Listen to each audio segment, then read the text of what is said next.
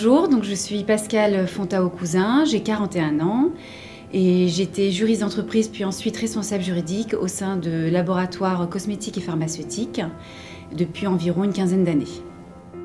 Je suis Coralie Picot, j'ai 36 ans et j'ai exercé le métier de greffier pendant une dizaine d'années. Je m'appelle Pierre-Yves Nicolas, j'ai 37 ans et j'étais inspecteur du travail en section pendant 12 ans.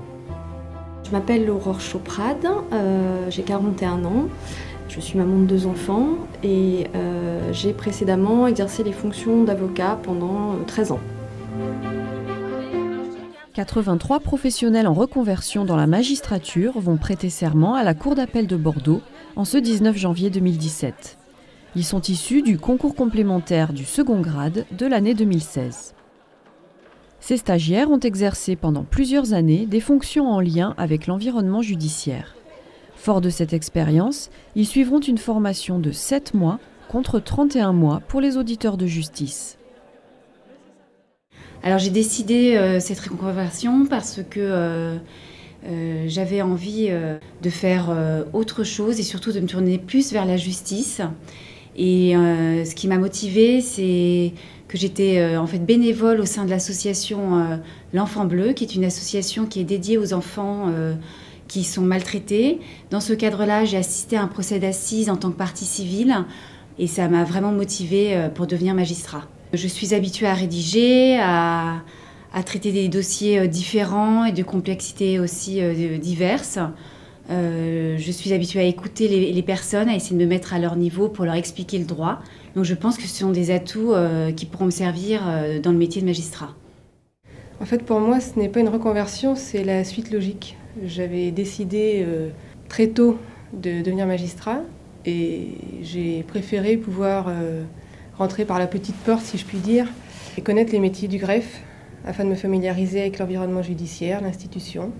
J'ai pu observer le travail des magistrats et j'ai eu la chance de travailler avec des magistrats humains, très professionnels et qui ont permis de confirmer ma motivation. J'avais envie de continuer de persévérer dans un métier dominant juridique. Je dispose de compétences en matière de prise de décision, de rédaction de procédures, je participe aux audiences correctionnelles et de ce fait-là, le métier de magistrat m'a paru un prolongement naturel. Je dirais que ma motivation en fait et ce désir de devenir magistrat et le désir en fait de juger mes concitoyens est né de celui de les avoir défendus. Mais avec aujourd'hui l'envie en fait d'œuvrer dans un sens plus général, de l'intérêt général et non plus au service d'intérêts particuliers. Réussir ce concours difficile nécessite une préparation intense. À chacun sa méthode. Pour préparer le concours, j'ai suivi une préparation publique. J'étais au chômage, donc du coup j'ai eu plus de temps pour préparer. C'était une préparation intense, il y avait beaucoup de devoirs à rendre et il a fallu se remettre vraiment à rédiger des dissertations, enfin des devoirs que je n'étais plus habituée à rédiger. Ça demande quand même un investissement important, au moins pendant 4 mois. Pour préparer le concours, j'ai pris un congé de formation professionnelle d'une durée de 4 mois qui en fait était calqué sur la durée de la préparation publique à laquelle je m'étais inscrite. Donc j'ai voulu mettre toutes les chances de mon côté. C'était un temps complet, je passais mes journées à préparer mes devoirs, remettre à jour mes connaissances. Donc pour la préparation, j'ai utilisé mon droit individuel à la formation.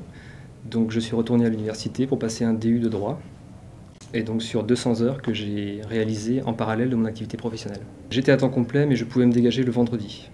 J'ai préparé le concours tout en conservant mon activité professionnelle. La prépa m'a permis, donc comme je le disais, d'imprimer un tempo, c'est-à-dire en fait de faire des exercices régulièrement, ce qui signifiait donc travailler le matin tôt, le soir tard, puisque l'activité d'avocat exigeait que je sois présente au cabinet et que je sois présente aux audiences.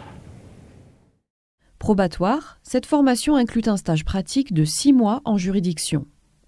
Le serment, qui mêle secret professionnel, dignité et loyauté, permet à ces professionnels d'accéder au cœur de l'office du magistrat durant leur stage, non seulement au dossier judiciaire, mais aussi à toutes les audiences et surtout aux délibérés des juges.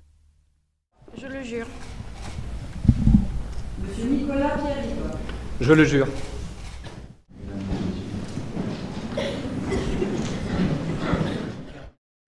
À l'issue de cette formation, les stagiaires déclarés aptes prendront leur premier poste de juge ou de substitut en septembre prochain.